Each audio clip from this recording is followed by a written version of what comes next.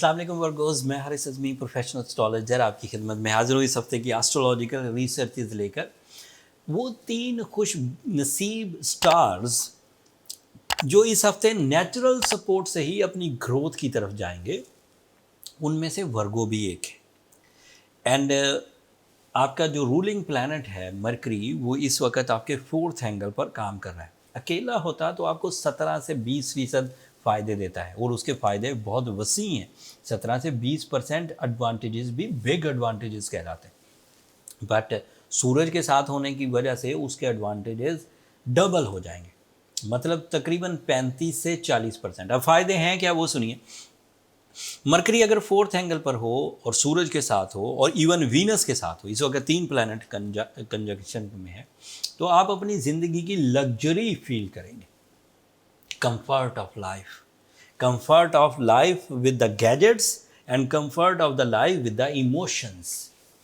उलझे हुए वर्गोस जो या तो बहुत ज़्यादा सोचने की वजह से उलझ गए थे, या बहुत ज़्यादा जिम्मेदारियां निभाने की वजह से उलझ गए थे, या बहुत ज़्यादा कुर्बानियां देने की वजह से उलझे उलझे रहते थे, या किसी तरह की साइकोलॉजिकल वीकनेस थी, कोई डिजीज़ टाइप की चीज़ थी, तो एवरीथिंग जो मैंने गिनवाई, चाहे जिम्मेदारी, चाहे कुर्बानी, चाहे साइकोलॉजिकल सेंसिटिविटी, इस हफ्ते से वो रिपेयर होना शुरू हो जाएगी। इस रिपेयरिंग के एडवांटेजेस सुनिए।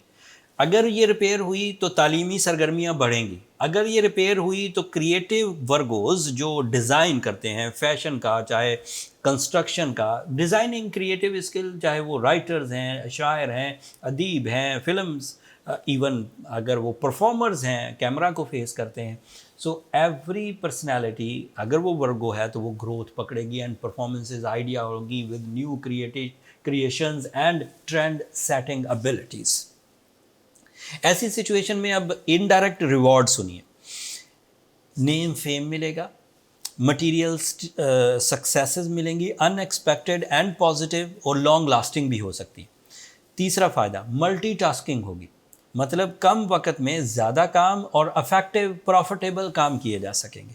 और फ़ायदा सुनिए, इसकी वजह से ज़िंदगी में ऐसा निखार पैदा होगा कि परफॉर्म आप कर रहे होंगे और फ़ायदा एक ग्रुप ऑफ पीपल को मिल रहा होगा, फैमिली के लोगों को, दोस्तों को, इंडस्ट्री के लोगों को। एक और फ़ायदा सुनिए, अगर मरकरी, वीनस और सन इकट्ठे हों तो बंदे के अंदर जो नेचुरल एबिलिटीज़ हैं, जिसे ह्यूमन एबिलिटीज़ कह सकते हैं, वो उसकी स्ट्रेंथ कम से कम 50% इन्हेंस हो जाएगी। सो आपका विजन ब्रॉड होगा। अगर आप पहले कुछ हज़ार की इन्वेस्टमेंट किया करते थे तो वो लाखों पे जा सकती है, कुछ लाखों की किया करते थे तो वो मिलियंस में जा सकती है। सो इस तरह का विजन ब्रॉड होना जिसमें रिस्क टेकिंग बड़ी हो जाए, ऐसे फ़ायदे जो आप अपनी नॉलेज से लेंगे। ये फ़ायदे लकी फैक्टर से रिलेटेड नहीं है, नॉलेज से, एक्सपीरियंस से, कैलकुलेशन से एंड पीआर से, इस तरह के एडवांटेजेस मिलेंगे। तो अगर आइडिया उभरे तो वेस्ट मत होने दीजिए। अगर किसी पीआर से कोई पार्टनरशिप या कोई प्लान आपको मिले तो उसे भी वेस्ट मत होने दीजिए। अगर आप अपनी हिम्मत से ही पहले से किसी प्लान को जानते हैं और पहले उसे अमली जामा नहीं पहना सके थे, प्रैक्टिकल नहीं थे, so now this is time जब आप उसी प्लान को अमली जामा पहना सकेंगे और अपने एडवांटेजेस लेंगे। ये जितनी मैंने बातें बताई हैं ये डायरेक्ट एडवांटेजेस थे जो वर्गोस को डायरेक्टली मिलेंगे। इनडायरेक्ट सुनिए, मरकरी के अच्छे होने से आपकी पर्सनालिटी ग्रो करेगी। आपके जो सोचने समझने की सलाहियत है उसमें पिछले साल से ज़्यादा मैच्योरिटी होगी, उसमें पिछले दिनों से भी ज़्यादा मैच्योरिटी होगी। आप ज़्यादा ड्यूटीफुल होंगे, अट्रैक्टिव होंगे, कम्युनिकेटिव होंगे, शाइनेस ख़त्म होगा एंड लीड कर सकेंगे। पहले जो बात एक आदमी के सामने भी नहीं कर पाते थे, अब कई 100 आदमी भी इकट्ठे हो जाएं तो आप बात कर पाएंगे। दूसरा इनडायरेक्ट एडवांटेज, तालीमी सरगर्मियाँ बढ़ेंगी। तीसरा इनडायरेक्ट एडवांटेज, मटीरियल अपॉर्चुनिटीज़ मुयस्सर आएंगी। इनडायरेक्ट होंगी तो मतलब आप उसको समझ कर चलेंगे। डायरेक्ट होती हैं तो डायरेक्ट अपॉर्चुनिटी आती है, जैसे मैं एस्ट्रोलॉजर हूँ तो मुझे डायरेक्ट एस्ट्रोलॉजी की अपॉर्चुनिटी मिलेगी। लेकिन इनडायरेक्ट का मतलब ये है कि मैं किसी और काम में भी अगर हिस्सा लेना चाहूँ तो मेरी नॉलेज, मेरे रिसोर्सेज मुझे फेवर दे सकते हैं। तो this is indirect advantage this, and ये इनडायरेक्ट अपॉर्चुनिटी आपको मिलेगी जो आपके कारोबारी हालात या आपकी अचीवमेंट्स से हट कर होगी, तो उसे इग्नोर मत करिए, उसे कंसीडर करिए। आप अपने एनिमीज़ को रिपेल कर सकेंगे, आप अपनी फैमिली के लिए ज़्यादा अच्छे काम कर सकेंगे। एंड लास्ट में जुपिटर आपके 7th एंगल पर अपने लास्ट मराहिल में है, so you are lucky in the relationship side. अगर कोई वर्गो लेडीज़ या कोई वर्गो जेंट्स अपनी ज़िंदगी में शादी के डिसीजंस लेना चाहते हैं, प्रपोज़ल एक्सेप्ट करना चाहते हैं, किसी को अपने इजहार मोहब्बत करना चाहते हैं, या बिज़नेस पार्टनर, ये लाइफ पार्टनरशिप के डिसीजन है, बिज़नेस पार्टनरशिप के डिसीजन भी ले सकते हैं, लाइफ पार्टनरशिप के भी डिसीजन ले सकते हैं। लकीली वो पूरे हो जाएंगे, उसमें आपका कोई कमाल नहीं है, लकीली वो पूरे हो जाएंगे और मैरिटफुल होंगे और आपको कोई रिग्रेट नहीं आएगा।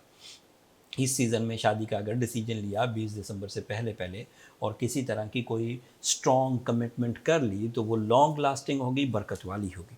That's all from my and Virgos. और बहुत सारी चीज़ें बताने को हैं, बट सादा लफ्ज़ों में single liner, you are in a golden phase and आप अपनी कामयाबियों के हसूल के लिए अगर थोड़ी मेहनत भी करेंगे तो रिवॉर्ड्स बड़े एक्सपेक्टेड हैं।